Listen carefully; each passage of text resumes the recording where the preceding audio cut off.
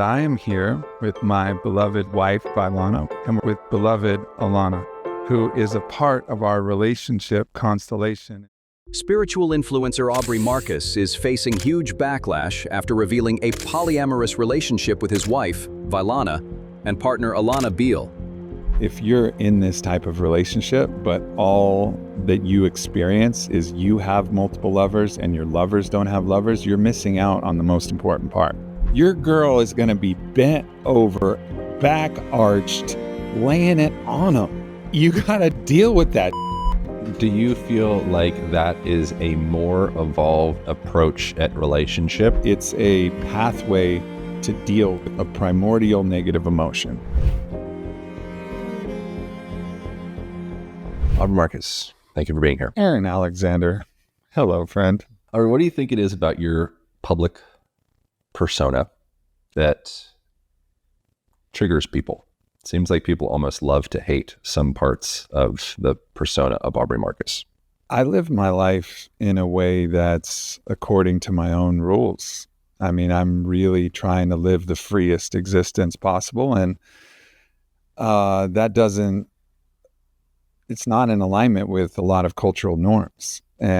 But it also is expressing a type of freedom that I think people actually long for. I think people want to live free, not like me. It's not a copy. It's not an imitation. Everybody has their own unique version of freedom, what it looks like to be free and to live the life that they want to live. And I think I'm an example of someone who's doing that. You know, I'm doing exactly what I want to do, and I'm living exactly the way I want to live. And I think that may be confronting for some people. There's certainly, some accurate maybe assessments of some vulnerabilities I have that have been exposed. My desire to be liked is still something that in the recent kind of hullabaloo that happened on the internet, I got to really like take a look at like, wow, how attached am I to being liked? And so in the attachment to being liked, there's a fear of not being liked, and that can create, a subtle distortion. So it's not that there's nothing that people are picking up on entirely, but I think the brunt of it is that I'm living a truly authentic, unique Aubrey Marcus life, which is an example for people to say like, hey, you guys can do this too. So the delta, the distance that people are from living their own authentic, unique George, Sally, whoever they are, I think it's confronting in a way. What do you think it is about the people that do not like? Because my experience in watching the kind of the snafu with the whole, thruple video situation, it seemed like people like really to have that level of passion, to have that response, to me denotes like they really care. And like, what do you think it is for someone to have such a passionate response? Like, it's not just like neutrality and dismissal. That's kind of more kind of painful in a way. It's like, oh, you really don't care. But it erupted something deeper where it's like, I hate you, Aubrey Marcus. Yeah, it did. Well, I think in this particular vector, I think there's a lot of bound up shame and a lot of bound up repression of people's natural state of desire and in the current relationship construct. I mean, I've looked at a few statistics, and depending on the polls, it's anywhere between 20 to 40% of people are unfaithful in their relationships. And there's probably an underreporting, factor that actually makes those numbers lower. So there's those people who are unfaithful. Then there's a crazy number of the amount of people who've looked at porn in the last month. It's like above 90% for men and like above 60% for women, if I'm remembering the stats correctly. So people are looking to try and solve a problem, but they're not actually addressing the problem. They're looking for these tangential escape routes to allow them to stay in the relationship construct, which is the cultural norm of now. Not that it's been the cultural norm forever. You read Chris Ryan's Sex at Dawn, or you look at many indigenous cultures, even the Lakota culture, and you see that they have different models of relationship. But in this current model, there's only one way that's the right and righteous way. And a lot of people are trying to fit themselves into that way. And they're unsatisfied. You know, you read Wednesday Martin's book, Untrue, you see how sexual desire in committed monogamous couples, particularly for women, falls off a cliff after a couple of years. She posits that there's some biological function that when you're living with somebody, it triggers some fraternal or like a brother-sister kind of switch that goes off. So even the way your partner smells, even all of the different aspects, it starts to shift in the body. I don't know if that's true or not, or if it's just familiarity, but there's a big challenge with actually keeping the erotic passion and excitement and the eros alive in a couple.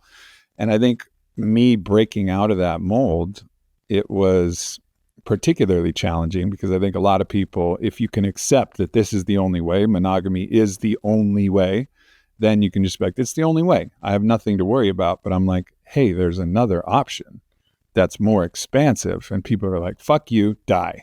Like they want to kind of cast it out. I think it's similar to why there's been such an impulse to make psychedelics illegal. If psychedelics are illegal, then I don't have to worry about doing psychedelic medicine and exploring what I might not be like desiring to look at in myself. So let's just cast that option out. Let's just say it doesn't work. Let's say it's poisonous. Let's say it'll make you go crazy. Let's say all of these things. And then I don't have to deal with this in my decision tree, so I can accept my current reality as it is. So I think there's some universal, I hate Aubrey Marcus kind of sentiment.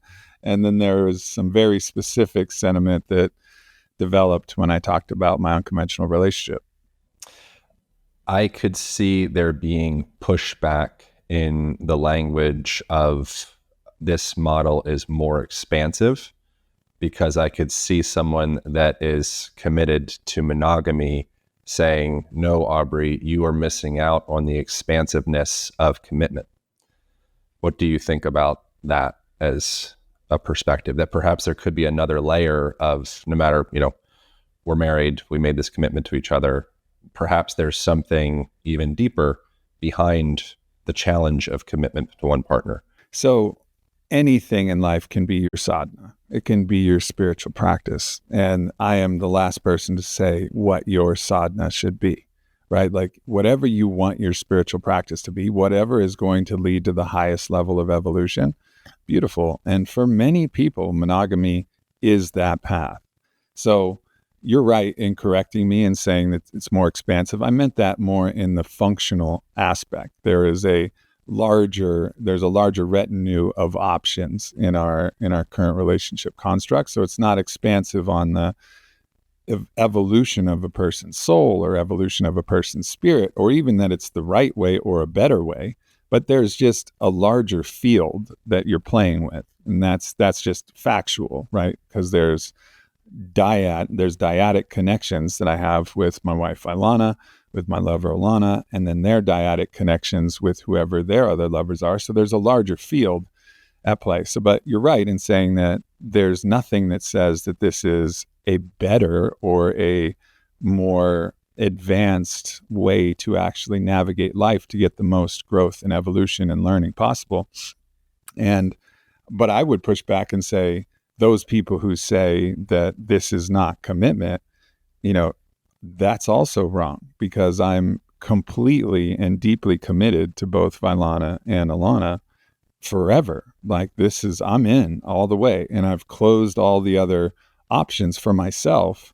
So I'm in this interesting, what I guess would be called a polycule situation, where there's actually hard boundaries around this, far different than my previous experience with polyamory, which was just kind of wild, like whoever you want, whatever you want, if there's energy there.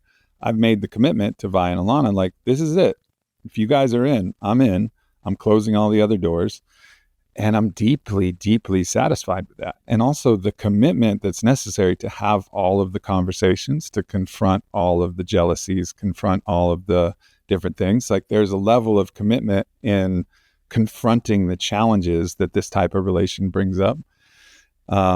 So it's not that I'm not experiencing the depth of commitment. I'm just experiencing the depth of commitment to a different field than a normal monogamous container.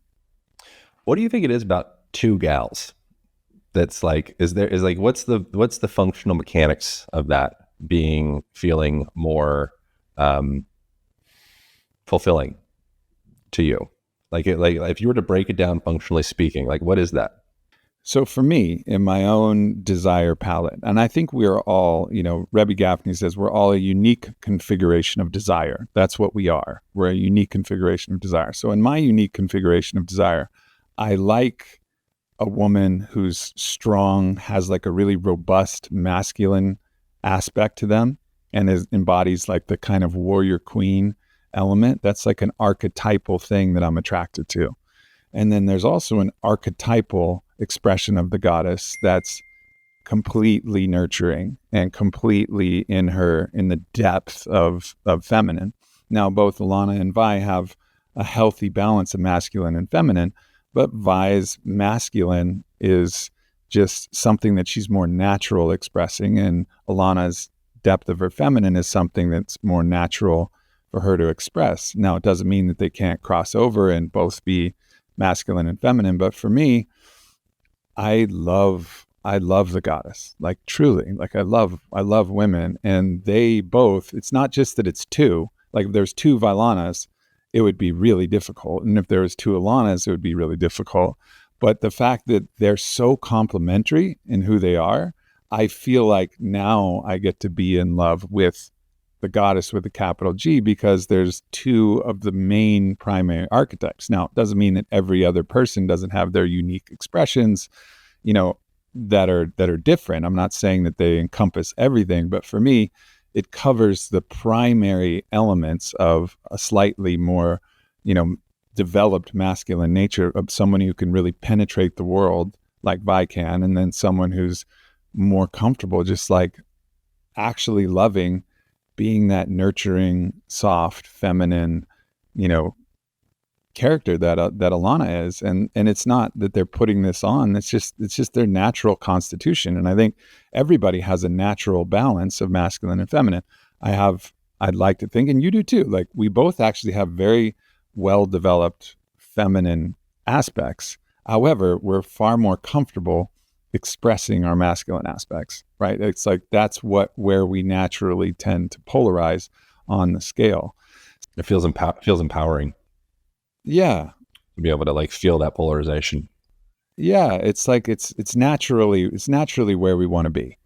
And I think that's really what makes this work for me, and why I'm like happy to say like I'm good with everything else. There's a lot of amazing, incredible souls out there embodied in beautiful feminine forms. I love all you. It's all good, but this is what I'm committed to. Why do you think people care about your relationship? Like it's almost like frustrating to me in a way. I'm like, bro, go do something with your life. Like, why do you people care? It's like you made the commitment early on, and you had like, I am monogamous, and people are bought in. Like you merge personal branding with like your actual life. Is there a separation between Aubrey Marcus the brand and Aubrey Marcus the person? I tried to make it so that there's no separation. Like that's one of the reasons, like I've had so many people ask me, why the fuck did you do this podcast? I was like, well, this is what I do. Like I express what's going on. Like if I'm depressed, I talk about being depressed. If I'm addicted, I talk about being addicted. If I'm in love with this particular thing, or even when I was polyamorous in the old days, like I would continually express how difficult it was, and then people were like, bro, we get it, it's fucking hard, like stop talking about it. And I was like, I can't stop talking about it because this is what's on my heart. I don't know why I made that commitment. I think I trust that by opening up all the blinds into the inner sanctum of myself, that it'll somehow be valuable for people. And I think for many people it has been. I get a lot of love and a lot of credit and respect and admiration for that. And it also garners its fair share of hate, but it's almost like it was almost like a thoughtless, choiceless choice. Like this is just what I do. I share what happens in my journeys. I share what happens in my relationship. And sometimes I change my mind, like I announced on one podcast, like, I'm done with psychedelic medicine after a really hard journey. And then like fucking 3 months later, I'm like, I'm off to do ayahuasca, and then like, because that's what I felt, I mean, and so, and in this thing, like, I was like, I'm done with polyamory. I'm here with Vi. We're monogamous. And then I was like, oh, damn, now I changed my mind. And then, that's just real life. Do you feel like you catfished Vi? I think that's why, because people are engaged in your relationship. They care for whatever reason.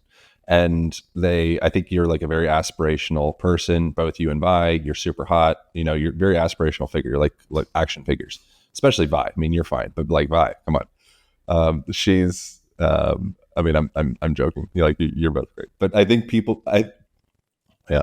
Oh, I'm trying to shit on you. I'm going to pass it away. I just took it as a compliment to my fucking, to Vi. I'm good. But that's so it feels like people are engaged and it's almost like you catfished them and they're like, cool, like, we're committed. Aubrey's like, we're in this relationship. Aubrey's committed. We're monogamous. And now what the freak?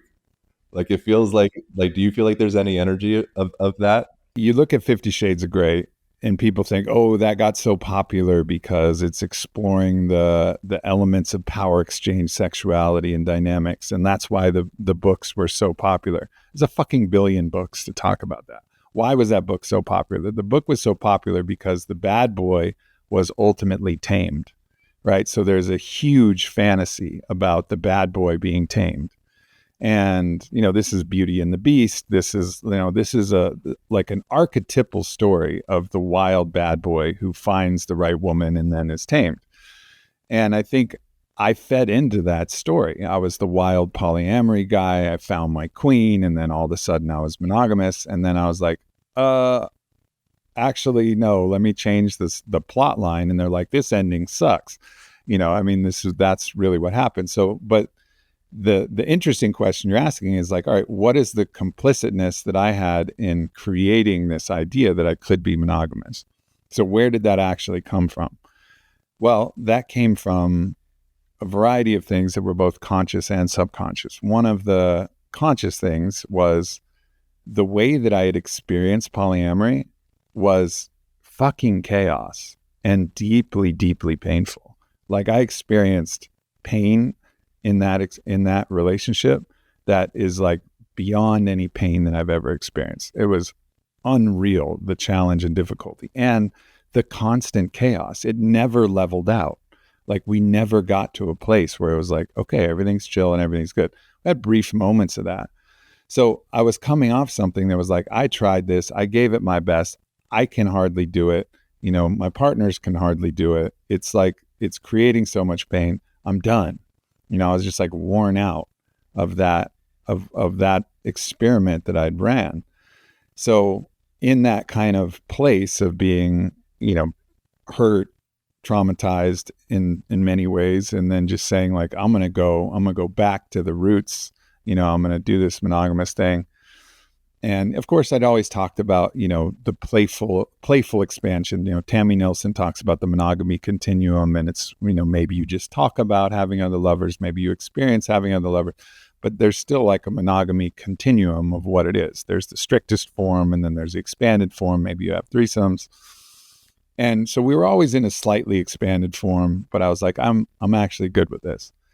And then, met Alana and was like, damn, like, there's something deep that my soul is craving and desiring. And I truly believe that actually, in this kind of sine wave of me going into the wildness of polyamory and then into the kind of, not exactly the strictest form of monogamy, but a classical monogamy. And then where I feel like I leveled out was somewhere in the middle of the sine wave. And that's actually the truth. But I went from one extreme to the other extreme and then ultimately settled somewhere in the middle. Is the jealousy part, is that a teacher?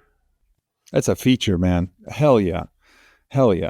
Like, I think it's one of the most important things that a human consciousness can overcome is jealousy. So what I would say is that if you're in this type of relationship, but all that you experience is you have multiple lovers and your lovers don't have lovers, you're missing out on the most important part.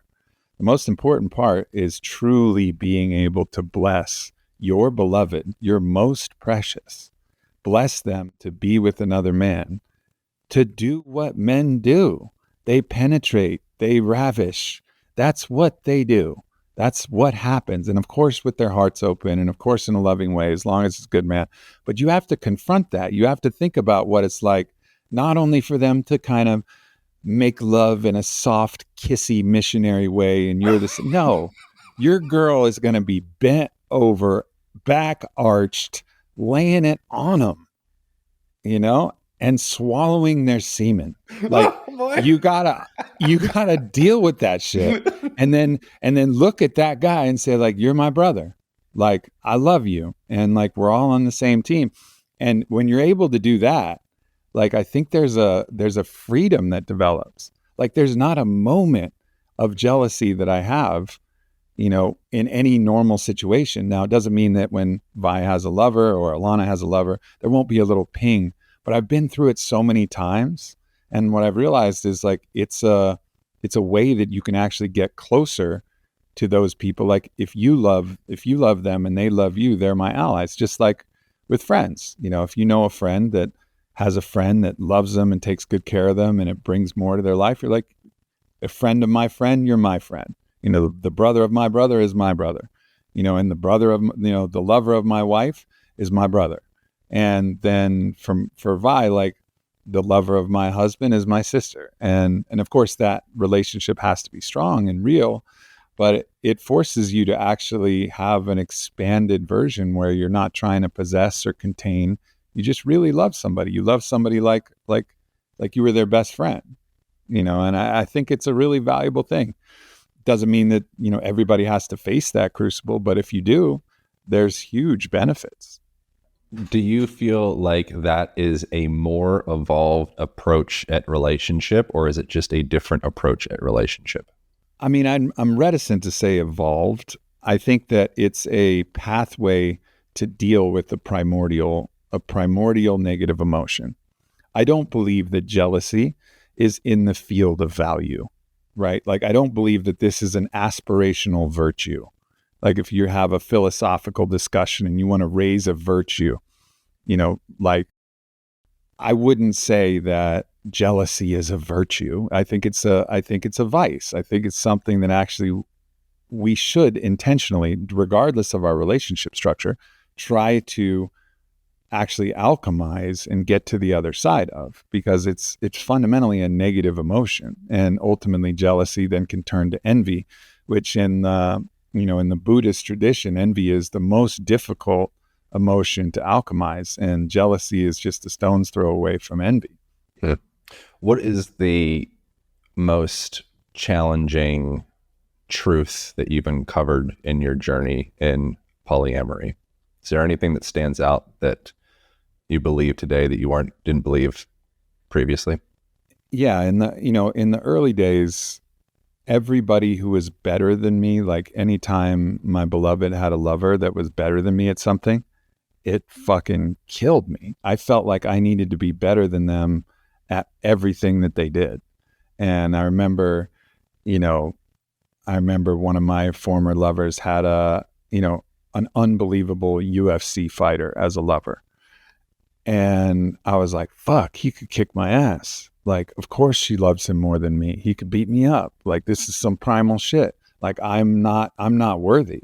And I tried to then I got in the gym and I was like, all right, I'm picking up my fucking fighting skills. And I did that for like 2 months. And I was like, you're an idiot, bro. This dude will always kick your ass forever. Like, he's better than you at this, but you're better at other things. Put out a Scrabble board or a poetry competition or something else. And like, that's where you shine. Like, so it really forces you to love the uniqueness and the unique essence of who you are.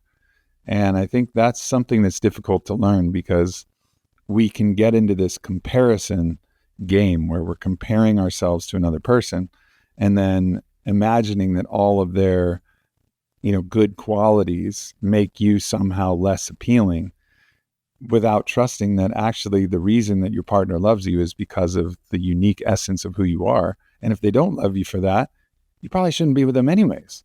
Like, you want somebody who loves like the unique Aaron Alexander-ness, like you're a fucking amazing, fascinating dude, and you got your own quirky shit.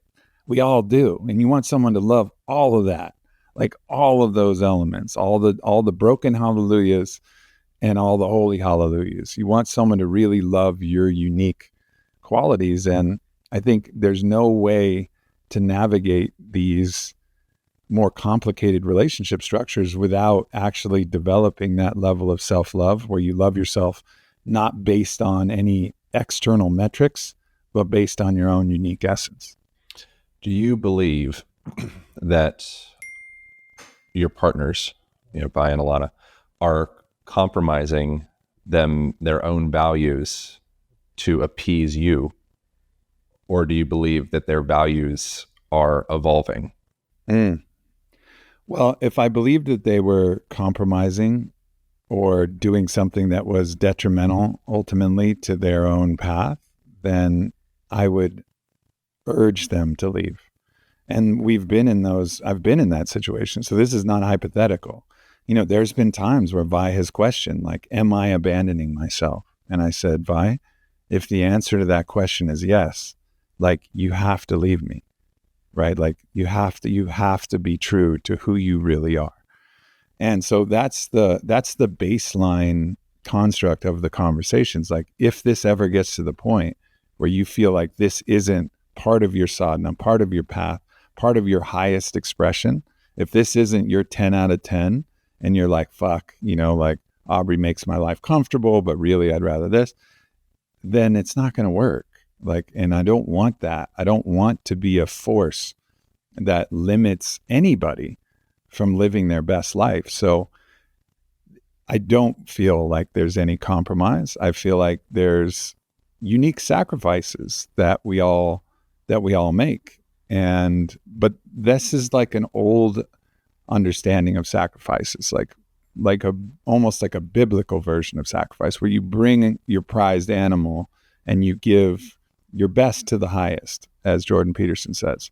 And like, that process of making a sacrifice is not a compromise. It's a willing sacrifice that you make, like getting up at 6 a.m., doing your breath work, doing your run, doing whatever you're doing for your morning practice. That's a sacrifice. You're sacrificing some sleep. But it's actually what you want. It's what your highest self wants. But there's a sacrifice. You're sacrificing some level of comfort. There's, even when you get in a cold plunge, you're sacrificing the comfort of your skin. Your fucking toes are cold, all of this, but you're willing to make that sacrifice because it's the best thing for you. And I think for Vi in particular, she's dealt with a lot of dishonesty. She's dealt with a lot of comparison and jealousy and all of these other things. And this pathway has allowed her to actually look at all of that, alchemize all of that, find a deep love in a sister and a willingness to share her beloved, her most precious, with somebody else. And so it's been a really fruitful path for her, not easy, by any stretch of the imagination. And it's been difficult. And there's been those moments where it's like, look, if you're abandoning yourself, like, you gotta leave, and I'll love you forever. And we'll always be close. Like, but fundamentally, this has to be something that you're choosing from the truth of your highest expression. And, I believe that's fully what Alana and Vi are doing. And if they ever change their mind, then I'll be the one to say, like, look, I'm going to love you forever, but follow your truth. What do you feel the role of a man is in relationship? Like, how would you define the masculine role in relationship? I think at the simplest level, the masculine is a penetrative force, right? So the masculine penetrates the world to some degree and gets the resources from making that making that move to actually penetrate the world in some way, whether that's a book that you create and then you get the money back from the book, or whether it's a podcast, you're penetrating, the collective consciousness with your essence, with your words, with your art, with your craft, with your song, or maybe it's even with your labor or whatever it is. But there's a penetrative aspect that then collects, resources. And women, of course, can be in their masculine and penetrate the world and get the resources. I mean, I think we understand that very clearly, but that is a masculine expression. To penetrate, whether it's even hunting, you penetrate a deer with an arrow and you bring back the meat. There's a penetrative aspect that then actually, receives the boon of that act of penetration. And it also, there's some leadership qualities of like, here, let me go first. Let me take the arrows. I think a simple example, like if you're staying in a room or a house, if you're a man, sleep on the side of the bed that's closest to the door. Like, just in case somebody breaks into the fucking house, you're the one who goes and confronts them. Like, you're the guy. That's what you do. Like, that's part of being a man, is like, take the side of the bed closest to the door. And if some shit happens, don't lay fucking curled into your covers and say, honey, can you go check out what the crazy noise is outside? No, sorry. That's not being a man. I mean, that's not it. Where do you think modern men are at with their relationship to their own masculinity? Well, I think that there's been a conflation between divine masculinity, healthy masculinity, and masculinity in general with toxic masculinity. So toxic masculinity isn't this penetrative force. The phallus isn't just cold and unfeeling and just like made of iron and then you extract the resources. That's toxic masculinity. The actual phallus that you're penetrating with, and I'm talking about this figuratively, it's feeling. Every nerve is feeling as you're penetrating. And that's a feminine quality that it needs to be embodied in the masculine. But it doesn't mean that you don't penetrate. It just means that your phallus, and again, I'm saying this figuratively, is feeling the whole way and making sure that actually the world wants to receive what you're actually offering. And then, you're taking, not extracting, but you're receiving graciously that which the world gives back to you. And so I think there's a conflation between masculinity and toxic masculinity, but that's a problem. They're different things.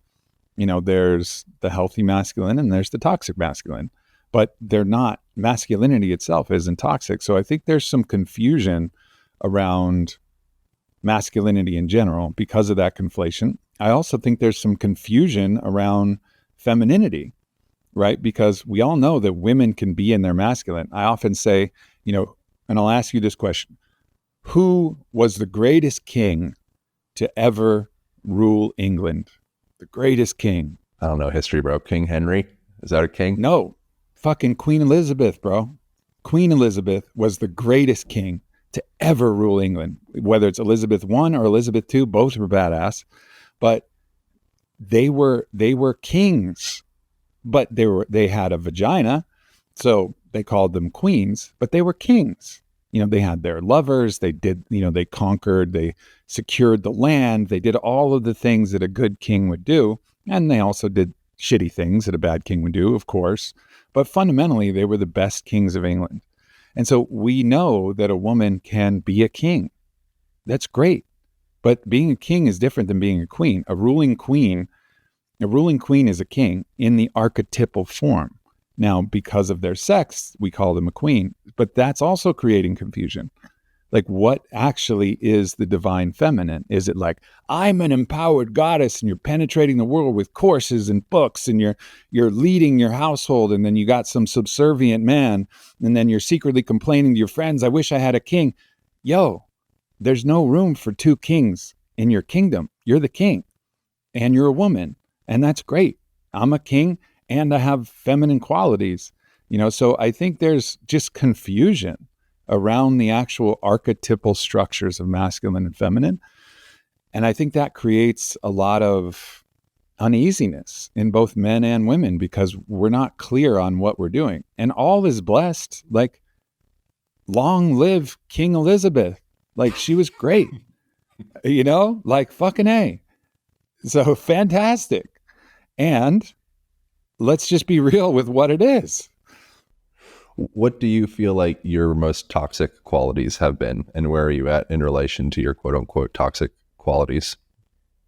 As far as like feminine, like divine, which I have allergen to like divine, whatever, words, language and stuff like that. But like, where do you feel like you've fallen short as a masculine in your life, and where are you in repair and integration within those aspects of yourself? I would say that my biggest current shortcoming as a man, and this is to me like the highest form of Aubrey as a man, is not just as a man, but a man of God, like a man of God. And this is not a God that I know because I read some book somewhere. This is a God that I've been feeling since I was 18 years old and I first did my psychedelic journeys. I started to feel this universal presence. And so my understanding of God is an understanding of gnosis. And I'll still not have faith. I'll still like go into doubt and go into scarcity and go into fear. And that's not who I know I can be and who I want to be. And then, what ends up happening is then, my partners have to like go through all of these times where I'm doubting myself and all of these times where I'm in scarcity or in this kind of mindset. And that's a weight that they have to carry. And that's really something for me to clean up. And it's crazy because like, I can't even fathom the amount of blessings that I've gotten from the world and the level of connection I've felt from God and the signs and the communication, but still I'll lack faith. And, I think that's probably like the biggest issue for me. But, I've always treated people well, and I've always been generous and I've always been loving. And so there's not a lot of that. Of course, there's moments of passion where I've said something that I'm like, fuck, that was not the best thing to say, or et cetera. So it's not like I'm perfect in all of those other areas, but I'll always come back and be like, yo, like, I'm really sorry. Like that was out of line. And, I think both of us have that quality, where we may say something that was insensitive or be insensitive in some area, but if someone confronts you, like this happened with us, it's one of the beautiful parts about our relationship. I'll be like, bro, why the fuck did you say that? And you're like, oh yeah, I'm sorry. It's happened a lot of times. Yeah, like that's what a healthy masculine is. It's not that you're perfect. It's that if someone points something out, you're honest and you're like, yeah, it's my bad. Like, I'm sorry. And I really do feel like that's a quality that both of us, embody. Well, I want to ask you though. Where do you think you fall short of being the best embodiment of a man that you could possibly be? I hold fear. I think fear blocks me from commitment. It blocks me from my potential. It blocks me from, it leads me into avoidant behaviors. It leads me into sabotage. It, like weakens me, and I actively am observing, like I have a tobacco pipe. And I'm like, I smoke the shit out of that tobacco pipe. Which people are like, you smoke tobacco? I'm like, yeah, bro. I smoke tobacco, son. Yeah. That's another one for me. I mean, I am susceptible. I'm susceptible to addictive things. Like I've had a hell of a battle. I'm holding up this Feel Free right now, and it's not trying to advertise for them. I have no fucking interest in that. But like fuck, kratom. Kratom is one that like I've been bitten. As a sneaky by that fucking snake, right? And so in Sedona recently, like I'd cut way back, but then I'm like, oh, I got a podcast today with Aaron. Like today's a good day, and so there's a kind of sneaky little addict that'll creep up inside me as well, which is not the highest fruition of who I am. There's a level of austerity of like, no, actually, it's just breath work and it's fucking healthy food and it's water, or maybe just a long water fast more frequently. So austerity is another level for me that I think I have room to evolve to become a better man, to become that man that's going to be a good model for my children. And that's the impetus. So I'm thinking about that a lot now because, Vi and I are trying to get pregnant here soon. Like, I don't want to pass on doubt in God. I don't want to pass on fear or scarcity or susceptibility to things that make me feel good, even though they're not healthy for me. I don't want to pass that shit on. So I got to clean that. I got to clean that the fuck up, because kids learn not by what you say, they learn by what you do. Yeah. With my experience with, being a kid, I haven't been a father, but my perspective or belief is the child will carry the torch of whatever has not been processed by the parents. So whatever energies held within the parents, the child will, in an invisible, sub-perceptible way, that will be transferred to them because we're communicating via nervous systems. It's not, we don't care about words and all that stuff. And the child will carry that on, and then that will be their thing to attend to with therapy when they're 40 years old, and relationship breakdowns and divorces and sabotages and all that stuff. And hopefully at some point, someone is courageous enough or evolved enough to end that cycle. With it, if that's accurate, within yourself, is there any invisible parts or parts maybe that you feel like you have a suspicion of within yourself that you haven't really been vocal about or haven't really been able to really fully face within yourself? Or is there any like deeper parts within yourself like, this might get passed on to a kid? Well, definitely the things that I mentioned. I will say that I was particularly and peculiarly blessed by my mother and my grandmother. Like, they loved me perfectly and still do. I mean, my grandma passed, but literally, like, I can look back at the entire relationship with my mother. I remember there was one moment where we were in our garage by the ping pong table. I'm probably 11, and my mom got a funny energy with me. And I just looked at her and I go, "Mom?"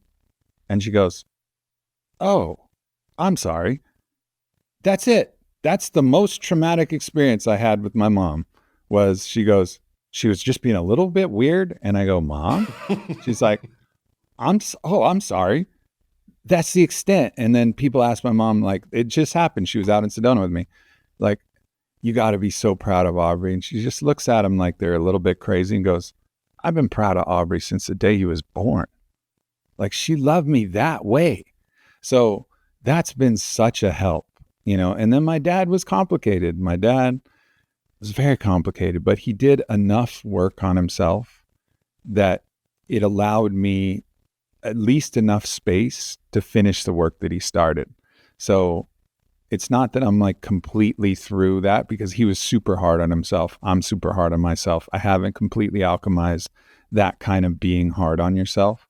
Like, I made some mistakes since the sale of Onnit, and it's taken me, years to be like, why did you invest money with these fucking guys when you could have done it yourself? And they did like a horrible job. And there's like multiple examples. Sometimes because I was being greedy, sometimes because I was being naive, sometimes I was being ignorant, sometimes I was being not careful or thoughtful enough.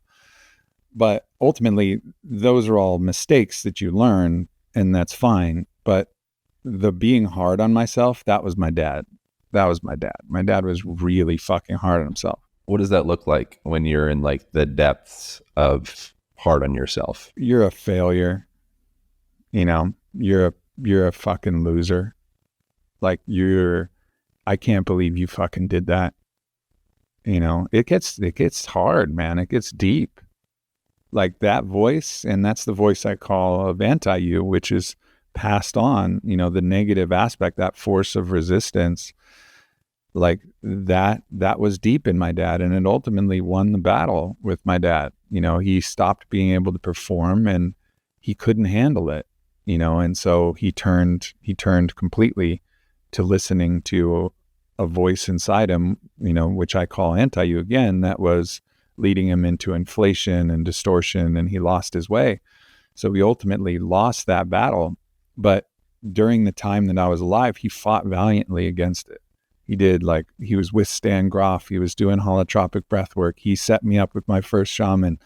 He fought so hard to get me enough space that I could finish the job and end that aspect of the lineage that, his father, Marshall, who was an actual judge and was just a crazy, I never met him, but just the stories from my dad and my uncle was wild, and so he did the best he could with what was passed on to him. And I really feel grateful that he did enough work to give me the space that I can finish it, but I'm not done yet. I gotta move away from the really negative voices of, self-recrimination and shame and all of those aspects that can get really gnarly. What does it mean to be a failure when you're in that place of I am a failure and you're in darkest, head down, shoulders down, collapsed, whole world's heavy?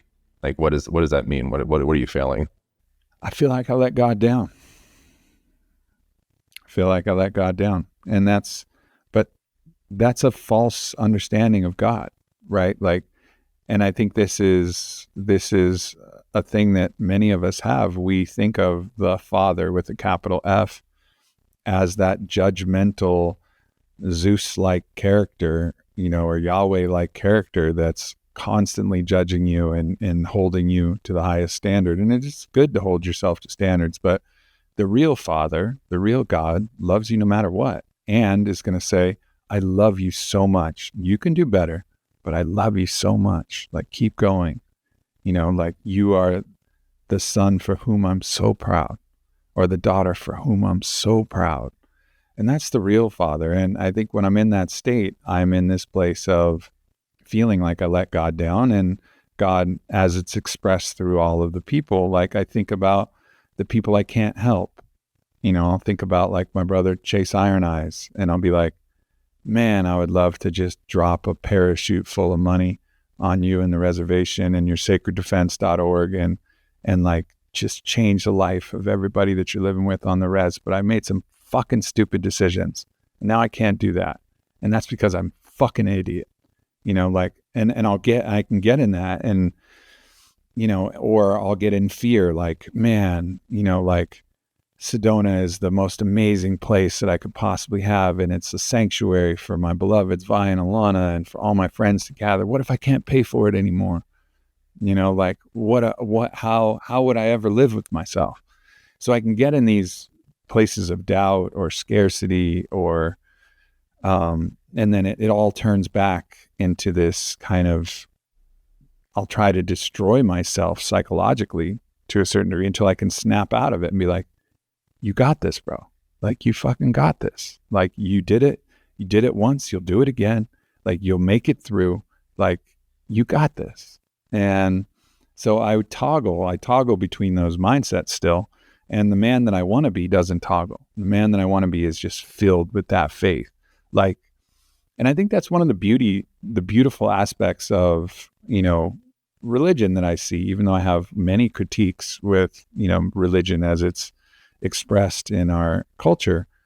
You see somebody like Evander Holyfield walking out to his fight, and he's filled with this just divine faith and power. He knows that God's with him.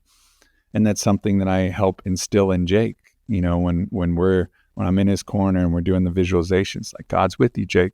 God's with you because you're going to do amazing, beautiful things in this world. And just encouraging that faith.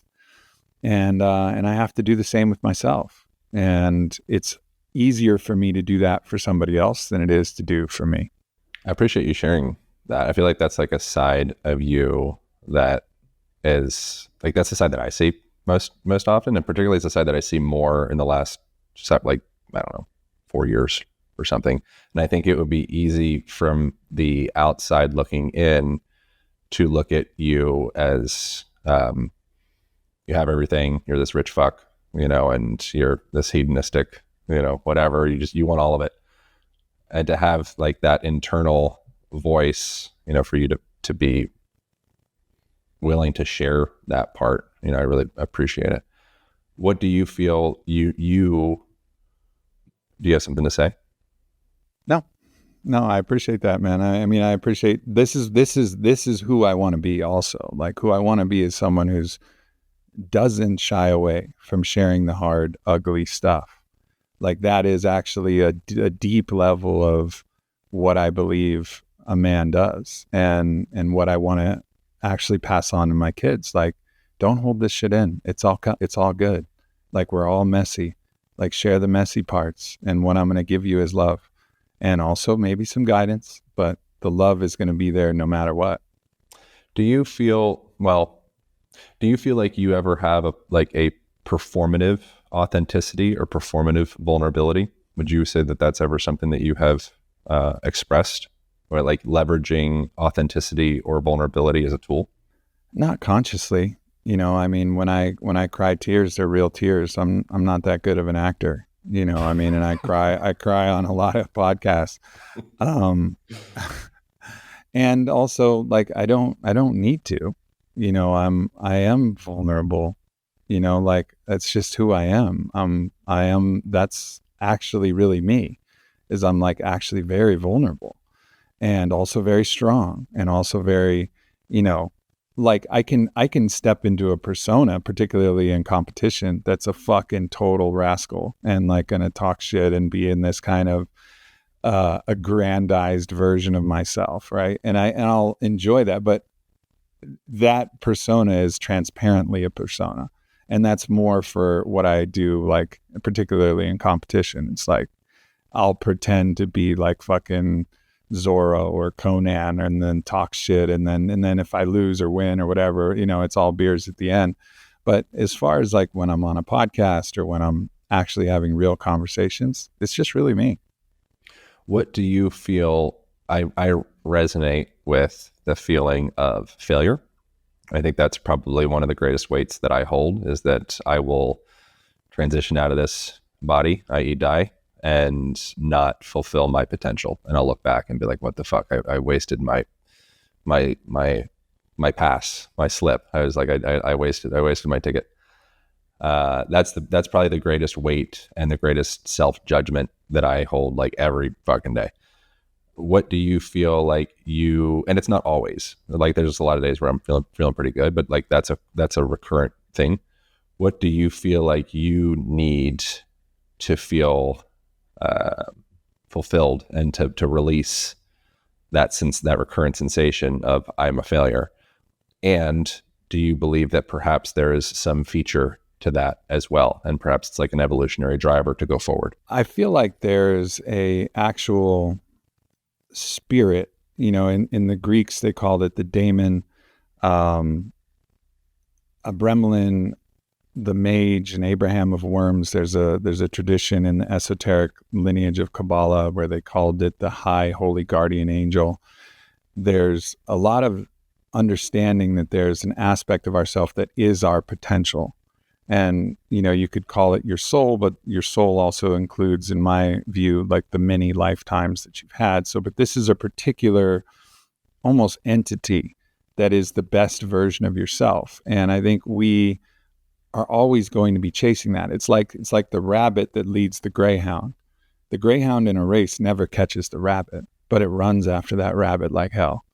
And I think that is actually a structural feature of Cosmos, that we're chasing our capital P potential. Now, the downside is that if you look at the delta between you as the greyhound and the rabbit, you're never going to catch it, but it's designed to make you run. Right? It's designed to make you run. And at the end of the day, you ran the race as best you could. Like, your muscles were straining, your focus was singular, you were actually doing it. So I think it is a feature, and it only turns negative when you start to measure the delta and say, I haven't caught the rabbit.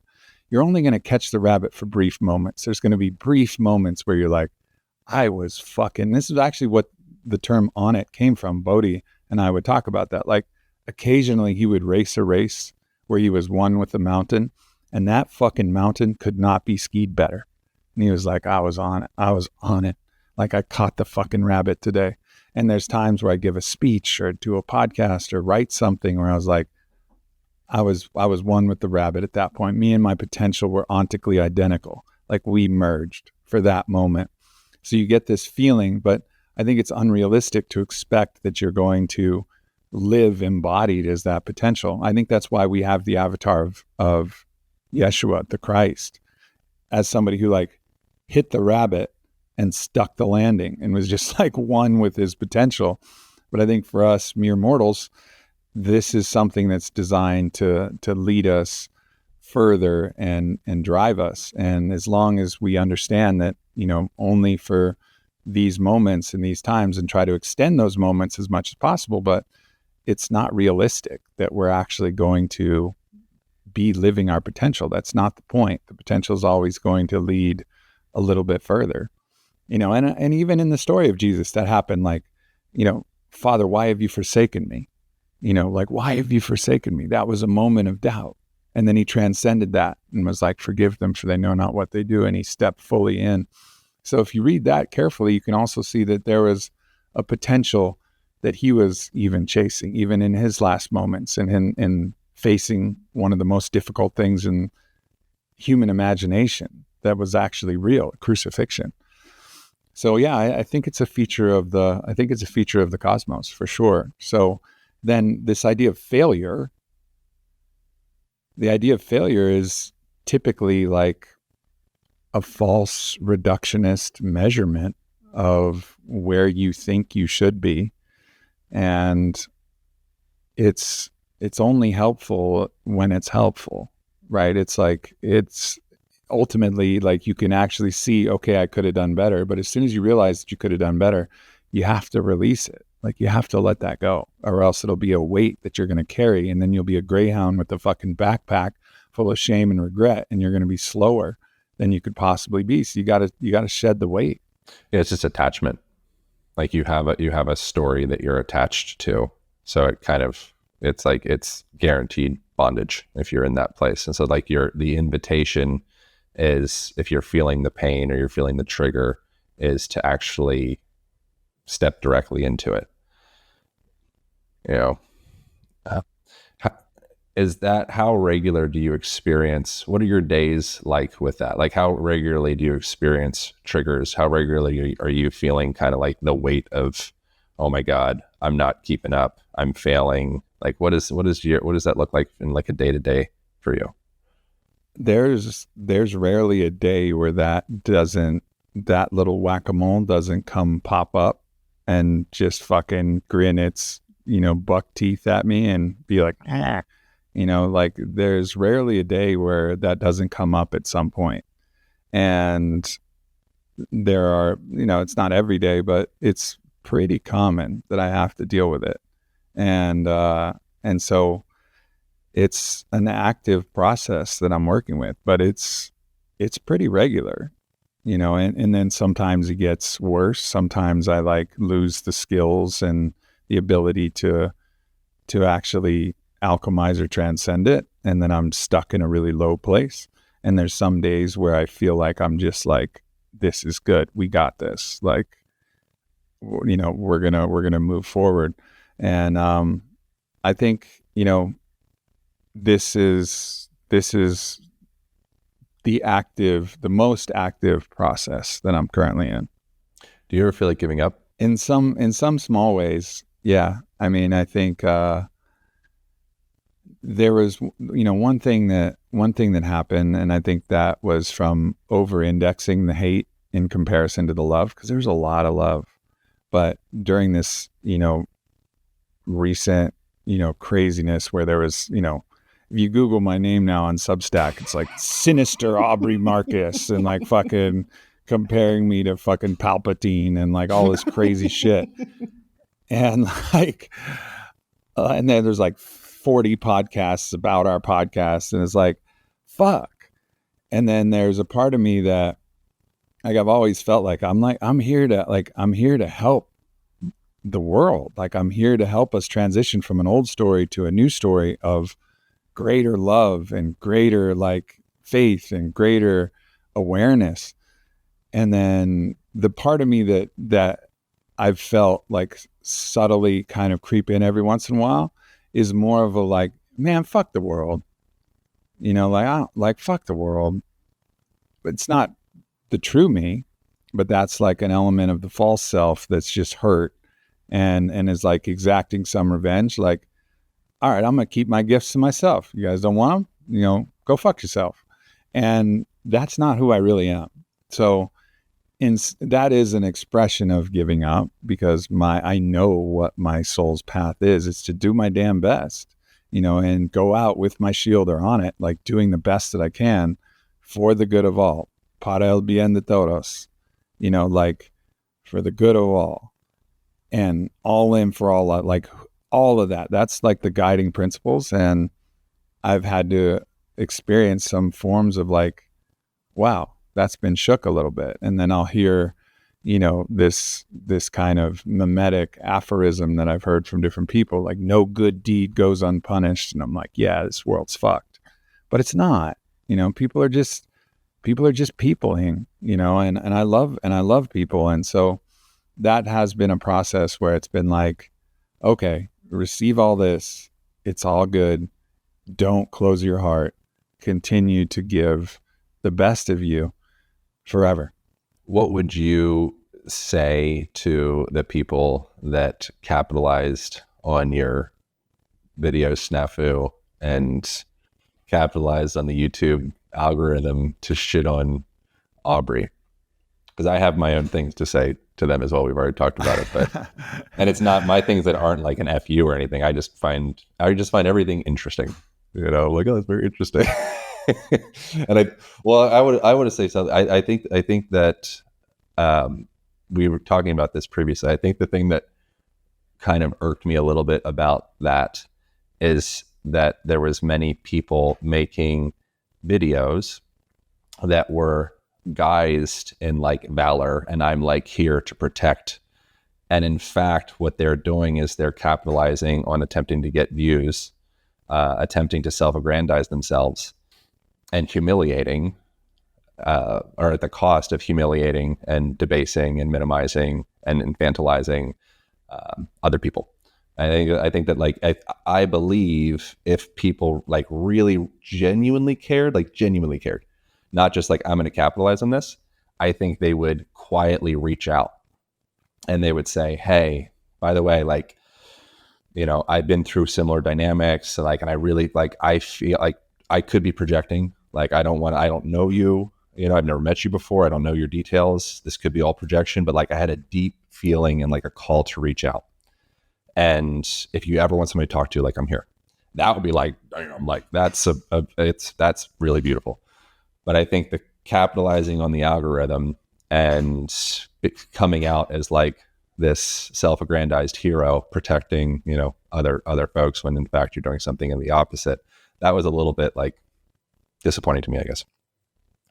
Yeah, I think this goes to, I think you're fundamentally either extractive, which comes at the cost of something else that's hurting other people. Now, you can be extractive to the earth. You can be extractive to a person. You can be extractive in a variety of different ways. And this is an expression of toxicity. Now, it's associated with toxic masculine being extractive, but it's also, you know, it doesn't mean that the feminine nature can't be extractive. Their ability to actually, it applies to both, but there's either extraction or generation. And I think a lot of people were being parasitic. They were extracting the attention that they could.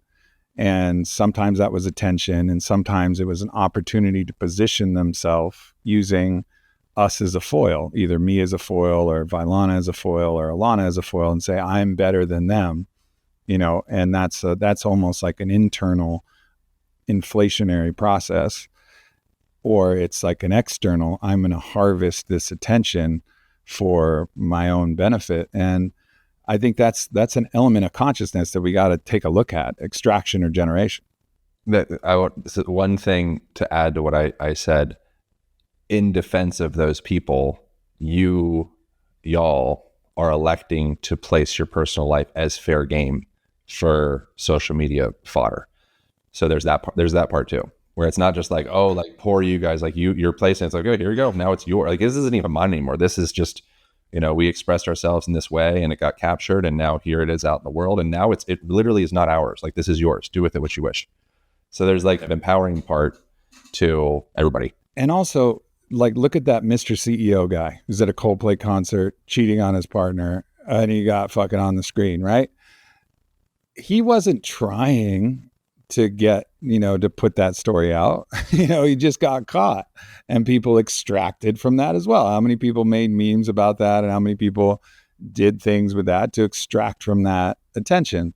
And it's just, so we elected to do it. And that was also one of the reasons why I wanted to share this too, is also, it was just uncomfortable for me to know that, Vi was out with Josh somewhere, and someone could look at that and think like, oh my God, Vi's cheating on Aubrey, or I'm out with Alana, and someone could be like, oh my God. And then the picture surfaces, and then I'm like the Mr. CEO guy. And then all of a sudden, I have to tell the story as a reaction instead of proactively and just expressing the truth. But this instinct to extract is, I think, one of the things that we have to address in our collective consciousness, is like, what is the healthy way? What's a generative way to actually, the desire for attention's fine. I think that's a fundamental desire, but are you doing it at the cost of extracting from somebody, or extracting from something, or extracting from the earth in a way that is not generative, in a way that is not healthy? And that has to be a part of the new story that we're creating, is being aware of our own extractive, selfish tendencies. In Ra's Law of One, are you familiar with that canon of channel? Oh, it's hers. I don't know who channeled it, but ultimately they divide beings into two categories. They divide beings into service to self beings and then service to other beings. And service to self beings spend 95% of their energy. This is all channel material. I'm not saying it's accurate, but it's evocative. They spend 95% of their energy focused on themselves, 5% of their energy focused on serving the collective or other people. Service to self beings spend 51% of their energy in serving others in the collective, and 49% of their energy in service to themselves. So it's interesting how the balance of those ratios is, it's way closer in the service to other beings, STO beings, service to other beings, because you have to, you are a part of the collective. It's fine to serve yourself, and just a little bit more, just 1% more, you're actually caring about other people. And that 1% is the tipping point. And I think we have, those two different consciousnesses that are embodied on the earth and embodied in people's psyches. And I think for the earth to actually navigate through this kind of choke point that we're reaching, where existential threats are everywhere, we have to transition to that. All right, 51% service to other, 49% service to self. Like, that's fine. That's enough. What did you learn throughout that experience? And also, what would you say, if you could speak to the collective of folks that, decided to take the opportunity to chat on you guys, what would you say to those people, the collective? And what did you learn, and what are you still like learning and processing that whole experience? I had a conversation with, our mutual friend, Layla Martin, and she watched the podcast and she goes, Aubrey, here's what I have to tell you. Everybody's calling you manipulative. I wish you were more manipulative. You were like, I could see your innocence. Like, you were just expressing what you thought without thinking about how people would take it and how people would receive it. That's a really and I was like, I wish you were fucking more manipulative. And I was like, yeah, no, I didn't fucking think about it at all. Like, I had no fucking strategy or plan or anything. And then I didn't think about how people would receive it in any way. And that was kind of dumb, actually. But in a way, and also, I don't know why I didn't think about it. I don't know why. And and it's not that I would have changed too much about it, but there was a way that I could have like kind of imagined and preconceived how people might receive what was going on, and then, addressed some of these like the most vitriolic objections from the start. And I didn't do that. And that was kind of foolish, but I'm also kind of puzzled by that, because it's not that I don't premeditate things. Like when I'm with a company, I think about, okay, here's the places where we could run into trouble. Here's the places where this messaging might be bad. I don't know why I didn't apply that skill set at all to this podcast. I just fucking let it rip. and I don't know why. I don't know why that was. It almost feels like for some reason my soul needed this, and I needed it to be exactly this harsh. And so I feel like there's two ideas. One, I was blinded by some darker force that wants to tear me down. I don't think that was what it was. I think I was just blinded by actually my soul needed this lesson. My soul needed this crucible. It was a necessary part of my evolution. So I just didn't have that vision that was available to me. So I would say what I've learned is, okay, like you're always going to tell the truth, and you can pre-imagine how people might receive it, because you can speak the truth and have it be received as a lie. And that's what happened. I spoke the truth and it was received as a lie. So that's poor communication. You can also speak falsely and have it perceived as the actual real truth. And, so both ways can go.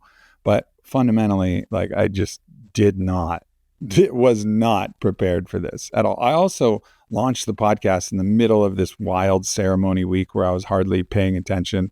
Like there was nothing about this that I was prepared for. And in many ways it was perfect.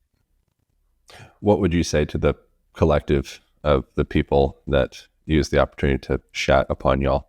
I would just like, hey, I get it. I get it. It's hard out there in the world. It's like, it's hard to get attention. It's fucking hard to get attention. And I understand where you're coming from. And it's also hard to feel good, to feel like you're good enough, to feel like you're virtuous enough. Like I understand that it's difficult, and I understand the impulse, and from that understanding, like I can forgive you, and like, please try to become more aware, because that path of extraction will ultimately lead you to be extracted from, right? Like there's a kind of reciprocal loop that you're creating that is not going to be to your benefit. So out of love, like please become aware of what you're doing and your motivations, because it's not going to lead you to a better life, and it's not going to lead the world to a better story of humanity. So full understanding, and also watch yourself, be careful. Mm-hmm. I feel like the parts and afterwards I messaged you and I was like, I have like a little breakdown of the things that I think would be kind of points of contention. And I think the main thing would be like the spiritualizing of sensations and feelings and urges and experiences that everyone has for the most part. And I think probably there would be a perception or projection or experience of some people where it's like, Aubrey and I are pretty much the same guy, except Aubrey's convening with God, and I'm just over here fucking whacking off to jizz tube. I think that is the point of like ruffling, where it's like language like divine, language like Garden of Eden, language like sometimes some aspects of it, I think, I would say like can be spiritually pedantic in a way, where it's like fluffy words and language that I think create vulnerability in a way, because suddenly it's like this, we're over here communing with God, y'all are whacking it to porn jizz, and we're in this other plane of reality, you guys are just horny. I think that's the potential projection that could arise with people. What do you think of like the usage of spiritual language and things of the sort? Well, I mean, these are the waters that I swim in, right? So for me, it's not coming from, I read something or I, studied this thing and I'm in this course and, I've been immersed in this very spiritual dimension since I was 18 years old. Now, so the language to me is appropriate. But nonetheless, for those people who haven't had that direct experience, it's also like this is bypassing or spiritualization or manipulation of spiritual ideas for carnal desires, etc. I get it. I understand. And ultimately it is actually what I feel is true. And that, there was one of the big challenges from the podcast was when I expressed that moment that I had in Egypt. And I had that moment in Egypt where I heard a fucking voice in the temple of Isis. Like I did. I heard it. That's what happened. Now, you have to have the skill to be able to always question any voice that you hear. Because the voice that you hear, there's no guarantee that this was Isis. There's no guarantee that it was even a real voice. There's no guarantee that this wasn't a projection of some subconscious desire that reflected back to me. So you have to have a level of skepticism with everything. Now, you have a super high level of skepticism. And even when you've witnessed things, that were like we were together, we were out at the Temple of Delphi, Athena's temple, and we watched Matthias conjure a storm. And then we were in the bus. All of us are fucking blown away. Matthias DiStefano. Yeah, Matthias DiStefano. And you're like, what are the chances that storm was just going to come no matter what? And we're like, there's a chance, like for sure. And like for sure. But you're one of the individuals who's kind of on the higher spectrum of skepticism, and that's beautiful. But it's important to have a healthy version. Mine is lower than yours, but still high. My skepticism varies depending upon the group I'm with. If all the group is like, holy shit, Matthias DiStefano just conjured up weather from the heavens and spoke to Isis or whatever, and like everyone's like 100% confirmation yes, I'm like, I don't know about this. Yeah. But if everyone's like, no, that was just weather, this is science, like I'd be like, hold on, guys, wait. Yeah, I think that's right. You're creating a kind of balance. You're like regulating the field in a way, and I appreciate that about you.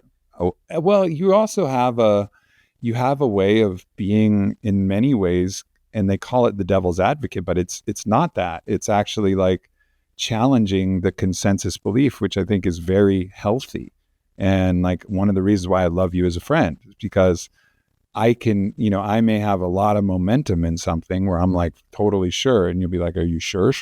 And I'm like, all right, well, let me fucking think about this thing.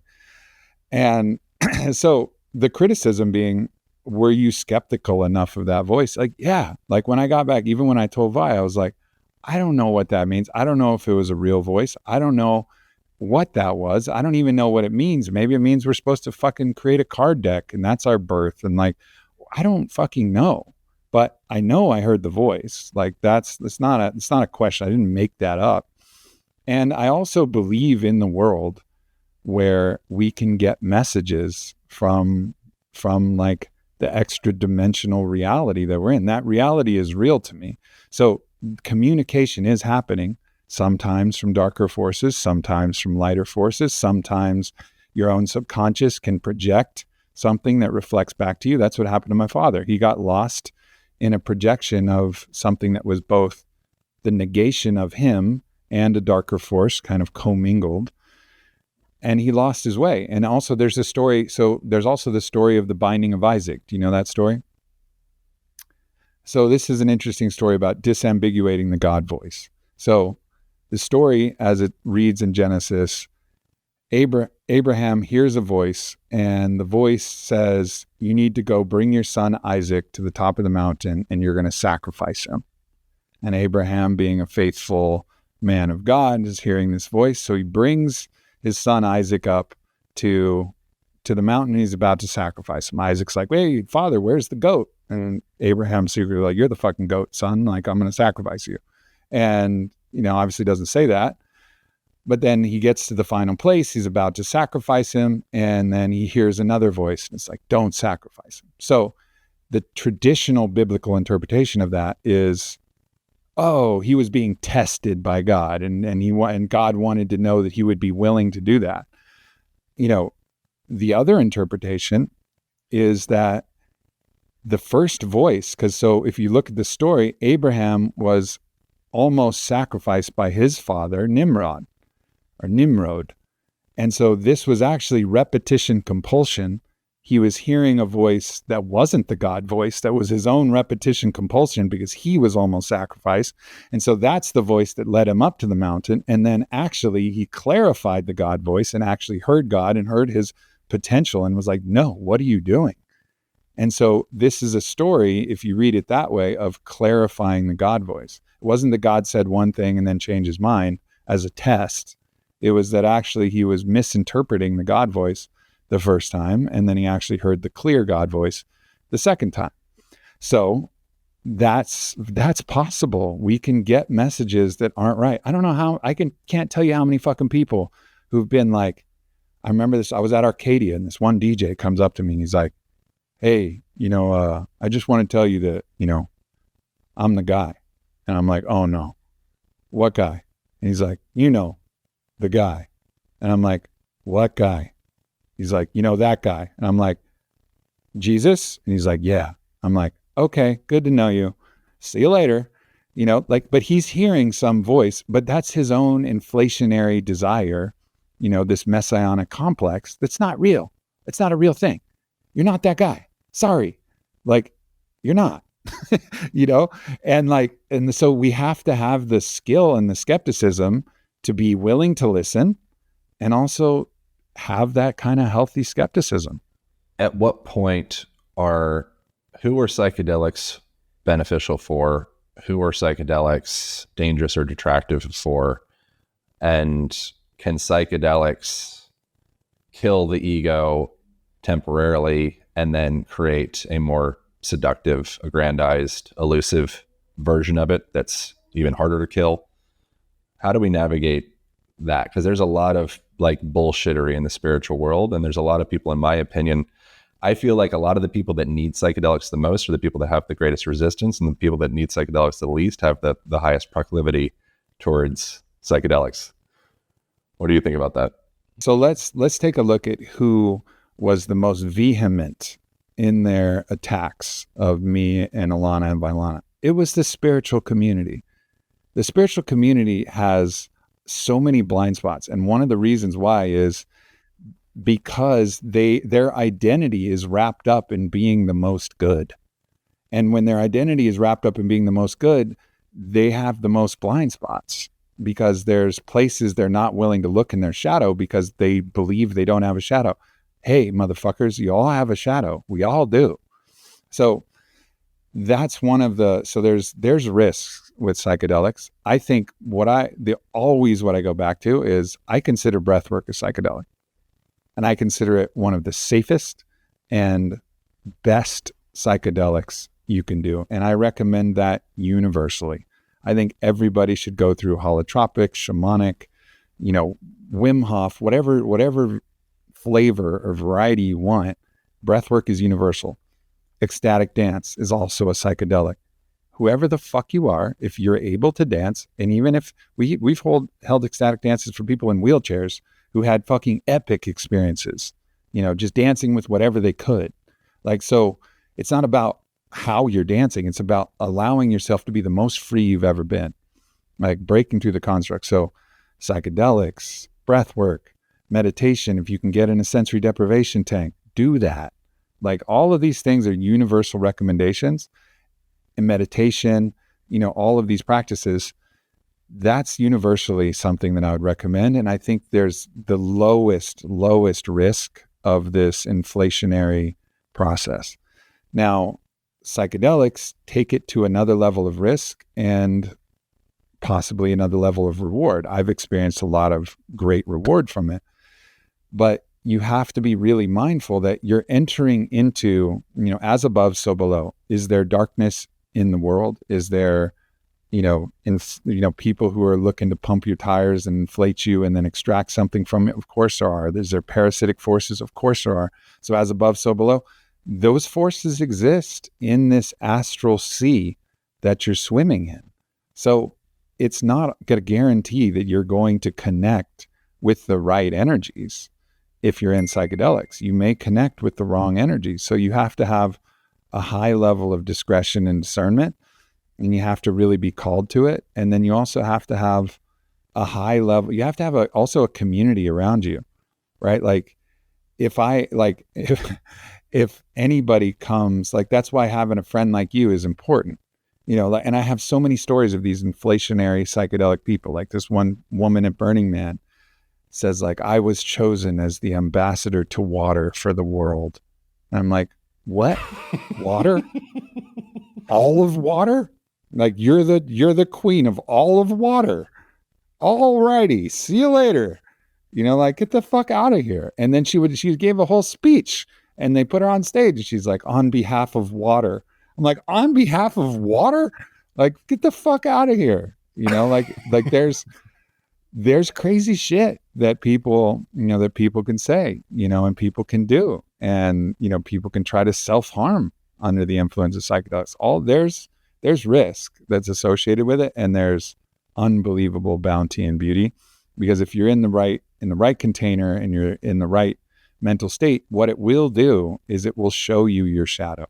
It will show you in the best way the places where you actually need to put some awareness and some attention, and also help you look at those traumatic experiences you've had and rewrite them, and kind of rewrite some of the code that's leading you to these subconscious processes that you're not aware of, these repetition compulsions that you have. So there's great benefit and also risk as you go up the chain of complexity in the psychedelic pantheon. Yeah. We got to wrap up, but the last thing that stands out is something that's kind of like, I think, interesting and maybe like, I don't know, well known or not known, but you, Aubrey, are one of, if not the most generous people I've ever met. And I think that you're aware of that. And I think that that's something that people probably don't realize about you, but my experience with you and like witnessing you is that's like truly, genuinely, like what's mine is yours. And I don't think that I've experienced that with hardly anyone to the degree that you do. And so that's something that's very like aspirational for me to have a little bit more of that quality. So thank you for showing me that. And I wonder if there is like a shadow side to that as well. Is there anything underneath that outside of just being so generous just for the sake of, altruistically because it feels good? I had a very specific incident that helped me explore that. And so I'm in a ceremony with a master, and he's laying a field of truth and music that's unlike anything I'd experienced. It was like really unbelievable. And it's just a ceremony for me and Vi. And I have a little silver bar, and I work with the metals when I'm in, this is a little woo-woo, but I work with metals when I'm in ceremony. Sometimes the silver represents the moon and gold represents the sun. And so I work with those energies. And they're subtle, but I still work with them, and they have an impact on my journeys. So I'm on a biomat, and I put the silver bar underneath my coccyx, like my sacrum, and it's warming from the biomat because the biomat creates heat. Coccyx is like right beside the asshole, so that makes sense. You go. So whatever's above that, you know better than me. Whatever the fuck it was, lumbar, I don't know, but whatever, like right there above my crack, and like where my spine starts, like my fucking tailbone. Yeah, the coccyx is the one that bends towards the asshole, right? Well, it wasn't in the hole. So, but anyways, I have it down there and it gets really warm, like really warm from the biomat. So biomat's putting out red lights, putting out heat. And then I move it from that spot because it was getting warm and I put it right on my chest and it feels so good. You know, I'm on the medicine. It just feels so good. And I leave it on my chest for like 10 seconds. And then I go, oh my God, Vi should experience this. And like, I was loving it. I was like loving this experience of this warm silver bar on my chest. And I give it to Vi. And then I'm on and she's, you know, got her blindfold on and she puts it on her chest. And then like 3 minutes later, I'm like, damn, why did I give her that thing? Maybe she doesn't even like it. Maybe she doesn't even appreciate it. Like, I didn't talk to her about it. Like, this could be something she's like, I don't know why you fucking gave this to me, where I was really enjoying it. And I was like, why did you do that? And then like, I just got this clear message. It's like, cause that's who you are, man. Like, you want people to enjoy their life and reach their fruition and experience, you know, the beauty that you see. You want that for real. That's who you are. And that was really like a clear answer for me. It's like, it's just a part of who I am. Like, I really want people to experience that which I experience and to reach the fruition of their fulfillment and their joy. And so, yeah, I mean, I think that's just somehow like a part of my coding. I think we all experience this. Like, if we go scuba diving when you're with a buddy, which you always should go scuba diving with a buddy, and you see a cool fucking fish, what's the first thing you do? You're like fucking pointing to your buddy. You're like, look at this fish. Like, this is the coolest fucking fish. And then the experience gets so much better because it's shared. And I think I just love the shared experience of enjoyment and laughter and play and fun and love. And yeah, I mean, I think it's just really who I am. And also, like, thank you for that reflection and that compliment, because, you know, we've done a lot of really cool things together. And I also say that, you know, for people who don't know you like I know you, you're always someone who's enthusiastic about being of service and helping. And like, even in these experiences, like if we're going on a boat or something, like, do you want some body work? You know, is there anything like I can do? And like, you have a similar quality with giving, you know, your own energy and your own self to the environment and the situation. And I think that's just, I don't know. I think it's a deep part of who we actually are.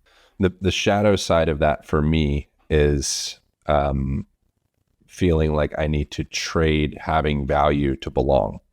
And so there's like two edges to it with me. For the most part, I feel like I would rather be of service than it's not even necessarily of service. I would just rather do something. And so if something needs to be picked up, something needs to be moved, and I'm like sitting here, I'm like, it would serve me to move the thing. Like, it's fine, you know, or doing body work or acro yoga or something like that. It's like, I will stretch out my hamstrings. I'll get to connect with this person. We're going to breathe together. Like, I would rather be of service in some ways, like quite selfishly, just because it just feels better. And then there's a shadow side of if I don't have currency to exchange, if I can't help fix your back or shoulder or knee thing, or I can't pick something up heavy that you wouldn't be able to do alone, or reach something high that you wouldn't be able to reach, do I have value? And am I worthy of being here? Am I worthy of, like, you know, love, you know, and connection? So I think there's like another layer of that within me that that's more of like a fear-based quality as well. But it's not all that for me. Yeah. I mean, I think, like I said earlier, like, you know, because of the financial decisions that I've made, me not being able to be as generous, it bums me out, but it doesn't make me love myself less in a way. It's like, I want to have resources so I can be more generous, you know? And again, like, thinking of Chase, like, that's where a lot of my focus is right now, is on the, you know, the struggles of our First Nations people here, as I've gotten to be immersed in that culture with Chief Bear Cross and given a great blessing, and Chase Iron Eyes. Like, there's a big part of that. And it bums me out that I can't, you know, just drop a parachute of resources to really help them. But I know where my heart is, and I know what I will do when I get it. But it's not that I I guess I can love myself less if I'm not able to do that because I don't feel like I'm living up to my potential.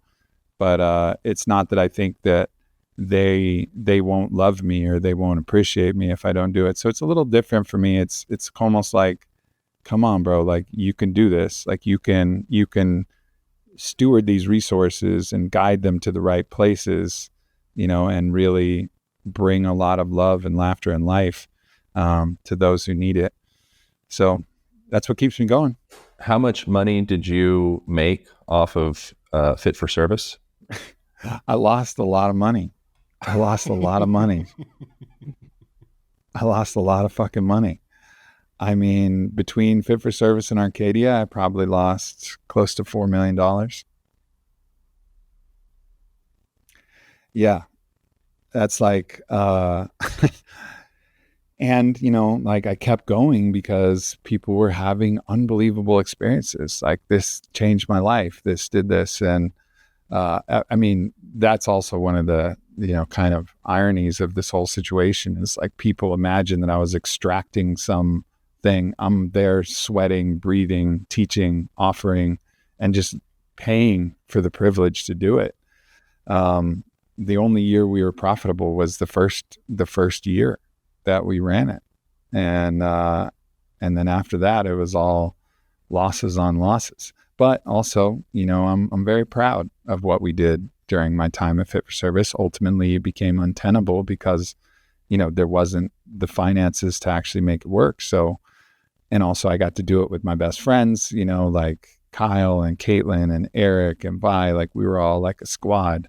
And, there's some of my best memories, and you dipped in and, offered some things, and I got to bring a lot of people in and connect with a lot of people. So I don't regret it. But ultimately it's, it is sad that we couldn't figure out how to make that something that was sustainable because I really did enjoy it. And the critique was that you were like manipulating, people into extracting their resources and with like the promise of spiritual liberation or something like that. And it was just like a money mongering, like you're just sucking up people's Right. resources. Right. That's awesome. Yeah, that's awesome. It did. It's like, it's crazy, but yeah, I mean, that's also, there's also, I've made plenty of fucking mistakes and and I always talk about them but being attacked on vectors that are just not true, it is a little frustrating, but also it is what it is. Like I think one of the things that, Bodie Miller told me early on, he's like, bro, like what you have to understand. And so for people who don't know his story, during the Torino Olympics, he was on the cover of a magazine. He was like America's hero. And Bodie always skied the same way. He was either going to win or he was going to crash. And he always partied before he skied. That's what he did. That's the way he relieved stress. He did exactly what Bodie does. And he partied, he skied, he crashed. And then, but people saw him partying and skiing and they thought, oh, well, you didn't care. So he actually there was some kind of like statistical approval rating that like some of the agencies had. It was lower than OJ when OJ was in the Bronco fucking driving, right? As far as every famous athlete that ever was, Bodie like hit the bottom score of the amount of contempt. He was getting death threats, crazy shit, right? So this is, I think, 2008. Torino Games. And he told me, he's like, this is one thing, like if I'm going to teach you anything and tell you anything, people are going to pump your tires when you don't deserve it. And people are going to criticize you when you don't deserve it. Like, you know what you did. If you could have been better, and if you did your fucking best. And like, that's the only thing that matters because nobody else can judge you but you. And I try to remember that, it's just like, all right. And with Fit for Service, I did my fucking best and I'm good with that. That feels like a pretty good way to close it. Aaron, I fucking love you, bro. I love you too. I love you too, man. Yeah, I really enjoyed getting done. I was excited to interview. This is cool. I tried to not be like, bro. I fucking trying to. I like it. Try to get in there. That's the way you always are, though. It's like, this is you, and there's like there's a depth of like sweetness and love and support that I always feel, So yeah, you inspire me too, man. You really do. I appreciate that. What are you cooking up these days? What's like the best place to point people? I know that you recently came out with the what is genuinely, absolutely, you're not paying me, I'm not sponsored. I actually actively asked to not be sponsored. I don't even know if you would or not, but correct. There's a particular compound called, is it called paraxanthine? Is that what it's called? It's a metabolite of caffeine, and it causes, my experience with it, I think that might be random, I'm saying that right, but my experience with it is it feels like a blend of a subtle microdose of MDMA and LSD in a way, not like you're tripping, but it creates a sensation of optimism and subtle elation and mental clarity that feels almost, if you take it regularly like I have been, it starts to plateau a little bit. It's not just the same effect every day, I've found. So probably good to take breaks on it. But I don't know, that's something I guess kind of didn't add for correct. No, I appreciate that. I mean, this is the correct energy formula. So if you're interested, you can check it out at correctlife.com. But the whole reason I created the company was because of this formula. So I was looking at paraxanthine during my time at Onnit, but alone it was good, but it wasn't quite as good as I knew it could be. It wasn't something that was so good that we had to release it, but I had my eye on it for a while, and then sold Onnit, and still was playing around with paraxanthine with some of the formulators that I knew. And we just came up with a formula. It took a lot of iterations, but we came up with a formula that surrounded paraxanthine with a lot of natural extracts, similar to what we did with Alpha Brain. So Alpha Brain's hero ingredient was Huperzia serrata, an acetylcholinesterase inhibitor, so it gave you more acetylcholine. That was an incredible product. It was disruptive to the field, and it's still something I'm on Alpha Brain right now. And that was by far the hero of the Onnit, the whole Onnit pantheon. And then we created this product, Correct Energy, wrapped around the paraxanthine ingredient. And it was so good that I was okay, I have to create another supplement company because this product is as disruptive as Alpha Brain ever was. And I think it's way better than Alpha Brain, personally. I never noticed tremendous difference from Alpha Brain, a little bit, but paraxanthine fucks that. You take a little paraxanthine. I think there's nothing like what I've been doing is I've been mixing Shilajit and paraxanthine. I don't want to sound too freaking fancy or whatever, but it's just Shilajit's got good stuff in it too. And I'll make a little concoction. That's what I do before podcasts. Paraxanthine, Shilajit, mix it up in a little water, and it's very good. So I think it's a cool thing to check out. But yeah, I mean, people are interested to try it, and I also think the extracts that we added, some in support of the dopamine system, some in support of the holistic system. It's just a great fucking product. We also have a cool product called Fuel, which is exogenous ketones mixed with electrolytes. So you can have that, mix it in your water and get both ketones and electrolytes. Another ingredient that stimulates endogenous production of ketones. So we got some cool shit. So that's a big kind of project for me. My book's going to come out probably next year through Harper, called You versus Anti-You. That's taken up some energy and time. But I'm stoked about both of those things. And of course, got a podcast and got a bunch of people making podcasts about my podcast, but I'd prefer if you listen to my podcast. Go to the source, please. But yeah, man, it feels like kind of, it's like a new world now in a way. And I'm excited to see what comes. All right. Well, I really appreciate you. I love you very much. I love you very much as well. Thank you for coming on. Thank you all for tuning in. That is it. That is all. I'll see you next week.